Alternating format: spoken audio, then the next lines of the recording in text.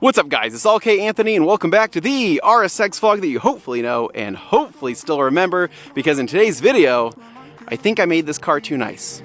Let's jump into it.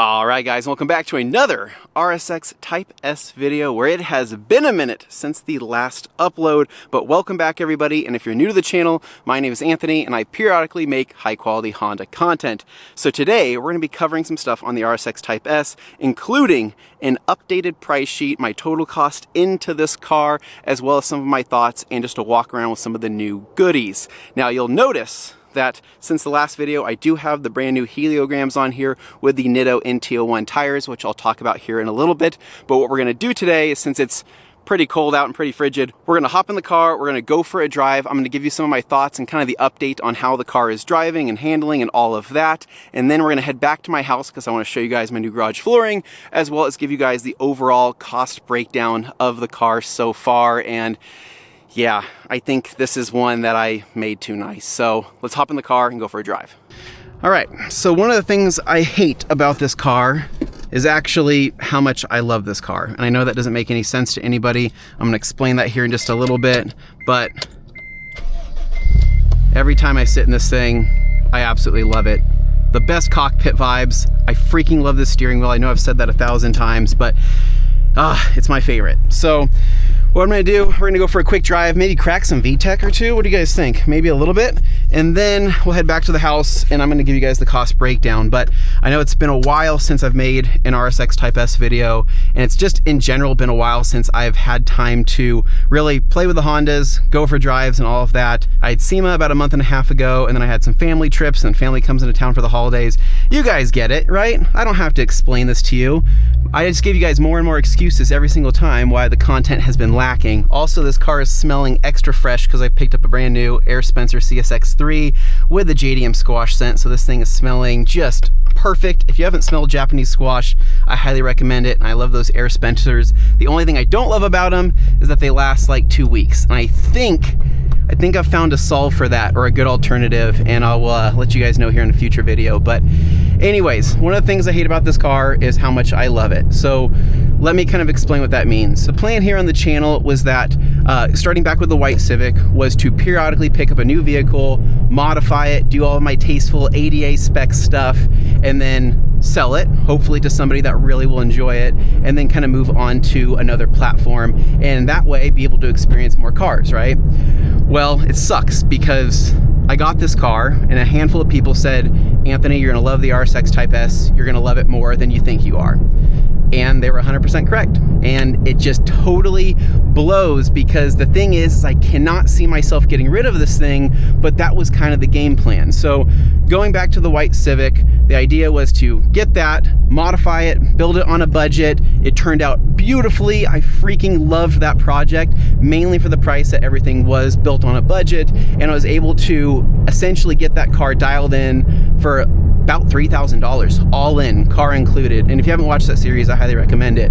But after selling that car, that's when I picked up the Honda CRZ. So used that money, bought the Honda CRZ, and that car was like really unexpected because I didn't think I was gonna like that car as much as I did, but I knew it wasn't gonna be a long-term thing. So after modifying it, throwing on the Mugen kit and all that good stuff, I was like, okay, I can part ways with this thing and be happy about it. So after that, that's when I picked this up. And so ideally, I was like, okay, we'll pick up the RSX Type S. I will learn more about the K series, learn more about this platform, find out whether or not, like, what are my gripes about it? What are some things I can improve? After getting this car and driving it, I was like, man, I really like the K series, and I can see a lot of opportunity here on this platform to do some tasteful ADA stuff to it. But as I started going along and doing more mods, obviously the cost started going up, right? Not with just the mods, but with a lot of the OEM parts on this car, because I'll be honest with you guys, the OEM stuff on this car is not cheap. And I've kind of documented that throughout this build as well. But the hard part is that it's been 2.5 years. I've put a decent amount of money into this car. I've really gotten it to where I just absolutely love this thing. I think it's just the best thing ever, and I have yet to really enjoy it. And I know that might not make sense, but between the Civic, the Evo, other projects, other just life in general, I have yet to really give this car like a shakedown with all of the mods and all of that to find out like what's really the next best thing, right? What's the next cool thing that I can do that's gonna make sense for this car, that's gonna make sense for content, and also hopefully give people ideas in the process. But in the last 2.5 years, I've only put a couple thousand miles on this car. I know that sounds crazy, but I think the biggest thing here was last summer with my back injury that totally threw a wrench into all of my plans with this car, right? All of the driving I wanted to do, all of the back roads, the mountain, canyon runs and all that kind of stuff really wasn't possible, right? I couldn't even drive the freaking car, at least not in pain. And to be honest, I didn't really feel comfortable driving this thing for at least a good couple months after my surgery. And even then, I'm only driving like short distances at a time. It's definitely been like a love-hate relationship with this car. So as far as the RSX Type S market in general, I've had a lot of people reach out to me asking, Anthony, what do you think of the RSX like so far? Give us your thoughts, because I haven't really been making content on it. And I'll say the same thing I've been saying. I love this car. I think it has a ton of potential. And I think whether you get into a base model or a Type S, I think that they're just phenomenal cars in general. But I haven't really been keeping up with the market in terms of pricing. So I don't know if Type S's are still going for under $6,000. Here we go. Oh shit. Oh, that was a grind and a cop. Yep, that was totally a cop that I passed. And we're gonna get over. Oh no. What's your plan? All right, quick little detour here because I may or may not have been cracking mad VTEC right by a cop, but we're just gonna pretend that didn't happen. I think we're gonna be able to crack some VTEC here. We totally are. This time, fingers crossed, no cop.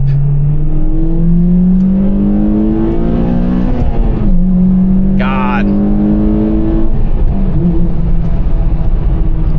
Never get sick of it. I never get sick of it. Now, in the last video, we did roll the fenders on the rear here, and I'm super grateful that that turned out without any issues, right? No paint cracking or anything like that, and we were able to now fit this wider set of wheels on it. So the heliograms are a 17 by 8.5 with a 38 offset, and then the Intio ones are a 225, 45, 17. And so I think it fits the car really, really well, but that extra ½ inch or so kind of made the difference with needing to get the fenders rolled. I think we got one more pull on us. What do you guys think?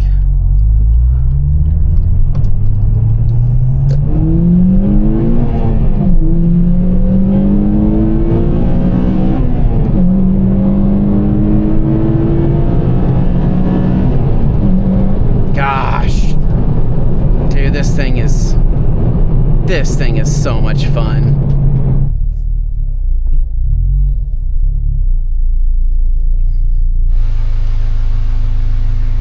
All right, guys, and welcome back to the recently improved Casa de All Day, where as you can see, I have finally added some garage flooring to the setup. This is Swiss Trax flooring that I ordered from my friends over at Obsessed Garage, and honestly, I'm pretty obsessed with it. I love the way it looks, love seeing the cars in here with the flooring, but this isn't about the garage, it's about the cars. So I have the hood popped here on the RSX Type S, which we'll kind of cover that here in a little bit, but just taking a quick walk around the car.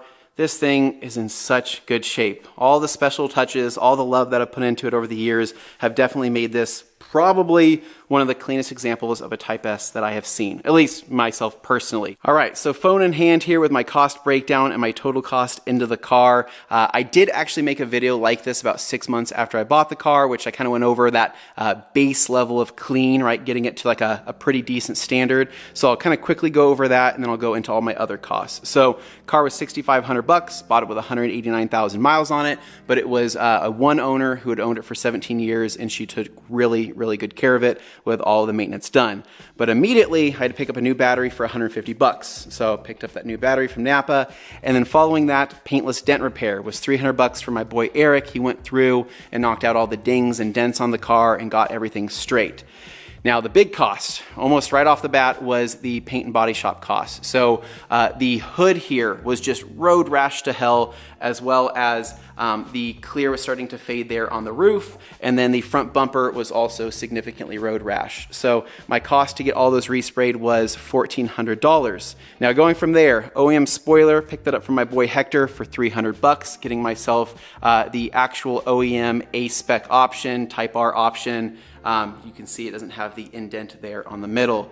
So 300 bucks was a really good deal. And then the low spoiler was 125 bucks. So this is from Icon here. This is that kind of middle piece here to cover up the holes from the existing A-spec spoiler. It came painted for 125. And then the head unit, which I'll cover here in a little bit, was 200 bucks. And then the various window trim. Now I'll kind of get more specific into this, but what I kind of mean by trim is like these pieces under here, right? Not super cheap, but those were, I think, and combined, I think 100 and something bucks, but I put just 220 to play it safe. And then we had the battery tie down, which was an immediate thing I did, mainly because the old one was rusted, for 20 bucks. And then the OEM rubber mats, which were the RSX mats that I had kind of sourced from two different people. The front's from Hector, and then the rear I got from, gosh, what's his name? Anyway, a follower who had shipped them to me. So my total cost for the rubber mats was 250 bucks to keep it OEM. So my cost for baseline level of clean here was 9,465 bucks to get this car to where it was sitting a lot better than what it was. Now this is where it actually starts adding up for sure. All right, so OEM Type R valve cover. Was this necessary? Absolutely not. In retrospect, I wish I would have just bought an OEM valve cover off of eBay that came powder coated from some other person, because I spent 360 bucks on this. It's not a true powder coat, at least I don't think it is from Honda, because this paint chips off super, super easily. But after spending 360 bucks, honestly, wasn't really worth it. Now the OEM Type S floor mats, which was the for the interior there, the OEM ones, crap, dude. Those were $350 from an online Acura dealer. Again, probably not worth it in retrospect. I'm hoping that there's somebody else out there that will make a really good kind of OEM alternative option that doesn't cost 350 bucks, because that's freaking ridiculous.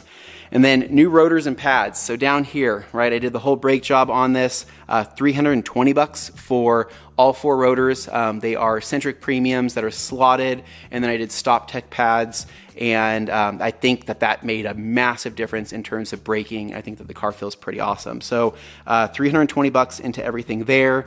And then the OEM engine mounts. Right, so I'd mentioned that I'd gone through and I replaced the side mount here, and I'd also replaced the front mount.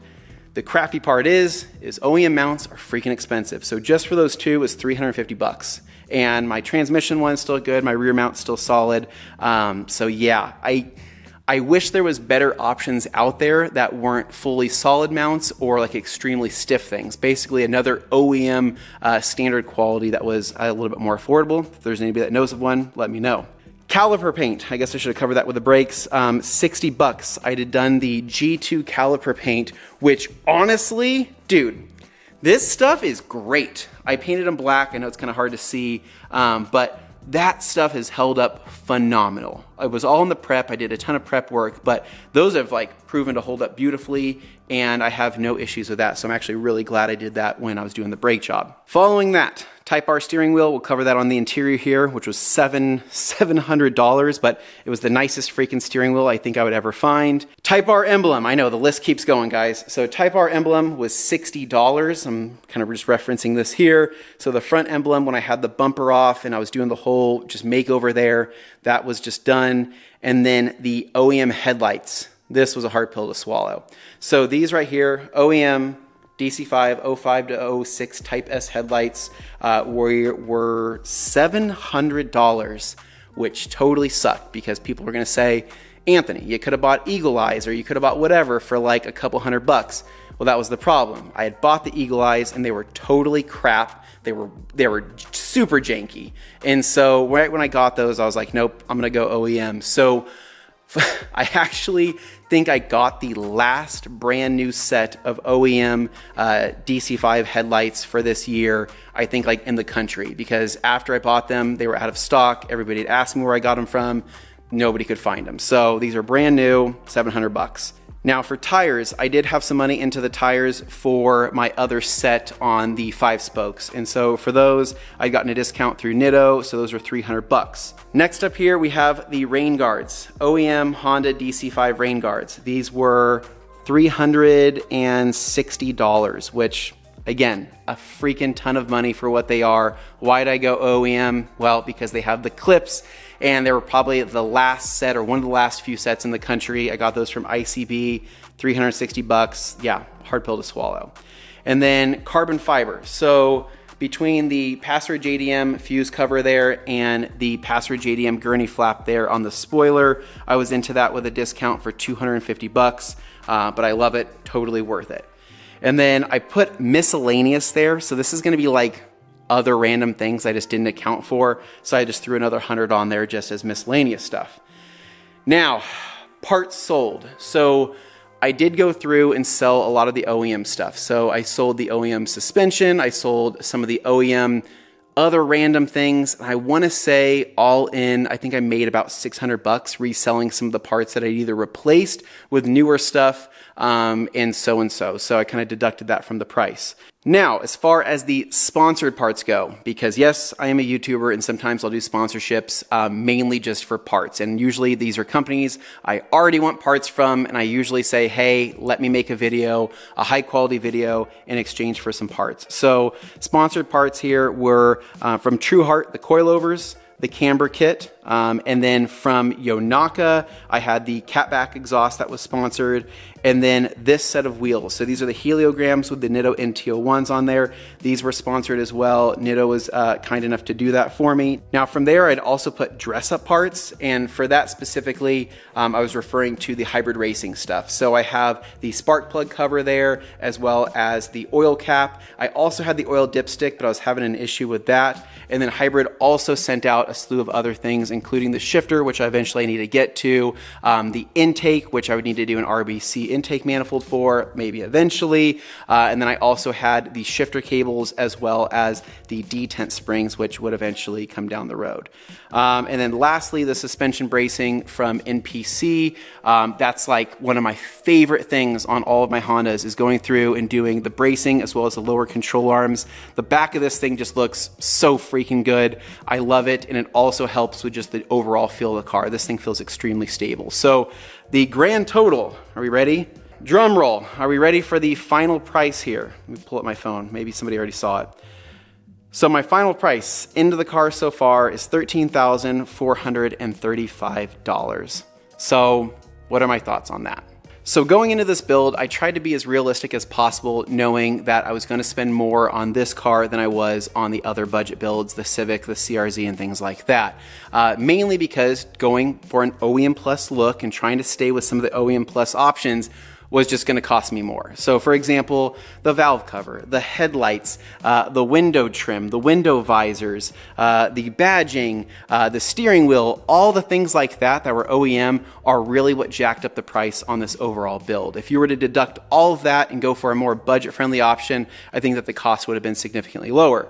Now, I was also pretty resourceful with the sponsorship stuff, so able to get a couple of the parts sponsored to make some of this other stuff realistic. So if you were now to add the price of all of that into it, the price is going to be way more than $13,000, of course. But that's what's tough, and that's what I'm trying to tell you guys, is that emotionally, I've been more connected to this car than really the other past several cars that I've had here on the channel, and because of that, I wanted to do things right. So I wanted to spend a little bit more money, get the right stuff, and this really isn't like a flex because I don't like to spend a ton of money. I try to be pretty budget friendly with most things, but in order to have the quality I was looking for, I had to spend the money. So really, the tough pill here to swallow is knowing that I'm into this car $13-something thousand, more than that with the sponsored parts, and knowing that this car really isn't worth that much. I mean, maybe to the right person, but because I'm into this so much, I have a harder time even thinking about selling it, right? So now it's a financial connection along with the emotional connection because I like this car so much. And as you can see, I'm kind of in a tough spot and I don't know how I could possibly let this thing go, knowing that some of the stuff that's on this car, I'll probably never be able to find again, especially some of the newer parts. So going back to what I said in the beginning, I think I made this car too nice. Now, for the interior, I think I spent the money in here as best as I possibly could in terms of kind of refurbishing things and making things just significantly nicer. So, for example, having these seats reupholstered here. So I got the Richmond auto upholstery seat covers, had my local upholstery shop do that, have a whole video on it, made a massive difference, right? Because all the RSX seats are completely torn to crap and they look hideous. Now the seats look amazing. The other thing was adding the head unit with the Type R hazard button. It's a super small touch, but I love it and I think it looks awesome. And then of course the steering wheel there, right? Type R steering wheel, literally like brand new. I couldn't have found a nicer steering wheel. Then the other thing too, the RSX mats, right? So pulling these up here, these are the rubber mats. And then what the heck? Where's my other mat? Oh, it's in the trunk. And then DC5 Designs came through with these new inserts here for the door seals. So I went with the Type S option. I kind of helped him design that, which I think looks really good. But the interior really didn't need much, but the areas that I spent the money, I think I spent it the correct way. And I think it added a lot to just the overall effect because everything else on this car is really in such good condition, right? So taking a look at the rear here, I know it's kind of dark, but rear seats are in great shape. Has the new carpeted mat here, the new OEM Type S mats in the rear. I think that those look awesome, but really I don't think I could have spent the money better in terms of the interior itself. So here's a cost I totally forgot about. So the new struts here for the hatch. Totally forgot to add that in there, hence the missed cost I threw in. But because the old struts wouldn't hold up the weight of the spoiler, I had to buy these and do this install. So that was totally worth it. And then you can see the brand new Type S mats here in the back since I'm running the rubber ones right now. But this car really is in killer shape. It's a little bit dirty in the channels there, but it's in just such good shape. So to segue from here and wrap this up, the biggest question I have for not only you, but for myself is, what is next for this car? Do I stop while I'm ahead? Have I put too much money into this? Will I never get that money back out of it? Do I continue on? Do I keep getting crazier, put more stuff on the car, keep modifying it, keep making it nice? I'm just truly at this weird stuck spot with this car because going back to what I was saying, I have yet to really enjoy this car and I think I would really kick myself if I got rid of it early without driving it the way I want to drive and without actually enjoying it. But the other thing is that the more I put into it, the more non-relatable this is to a lot of the audience, right? So a lot of you guys watching this video really like the budget stuff and I totally get it because I also love the budget stuff. But the more money I put into this car and the more weird one-off random OEM parts I put on this, it's just kind of more and more unrelatable, and I don't know if that's what you guys like to see. So I'll leave you guys with that question, right? If you had this car, if you were in the same kind of predicament that I'm in, what would you guys do? Let me know down in the comments. I'm super open to suggestions, but the tough part is that emotionally and financially, I am very attached to this car. And I think that if I would have stuck with my main game plan of modifying it on a budget, enjoying it for a little bit, I think this wouldn't have even been a question, but that was the problem. I fell in love with this car. I hate that I fell in love with it and I made it too nice. So hopefully you guys enjoyed the video. Hopefully you guys enjoyed seeing the RSX, whether it was the drive or just taking a look and kind of getting an update on how the car is currently sitting. As always, I appreciate you all watching so much. And if you love the Honda content and you love the videos I make, please, please, please give me a big thumbs up, hit that like button as it really helps me out. Subscribe down below so you don't miss any of my future content. And thanks for watching. This is ALLDAYANTHONY. Peace.